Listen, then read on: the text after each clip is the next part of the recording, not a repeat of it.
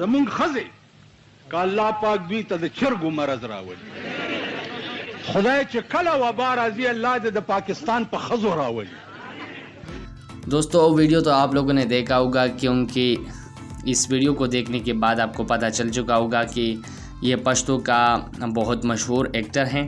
तो इसके हवाले से वीडियो तो आप लोगों ने देखा। अब चलते हैं उस वीडियो के नीचे जो कमेंट्स हो गए हैं, मैं आपको दिखाना चाहता हूँ। कुछ अजीब सा कमेंट है और इस तरह के कमेंट्स होने चाहिए, क्योंकि ये पठानों को बदनाम कर रहे हैं, तो इसलिए यहाँ पर मैं आपको दिखाना चाहता हूँ। यहाँ पर आप देख सकते हैं बहुत सारे लोग इसको क्या कहते हैं।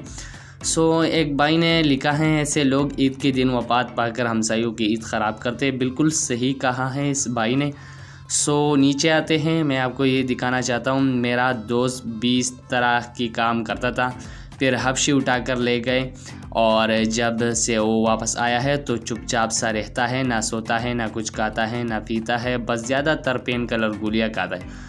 दोस्तों आप तो अब समझ चुके होंगे। अब मैं नीचे आता हूँ कि मैं उर्दू वाला आप लोगों को दिखाना चाहता हूँ, पश्तो का वीडियो नहीं है इसलिए। यहाँ पर आप देख सकते हैं, खाद रहो आबाद रहो हमेशा मेरे साथ रहो।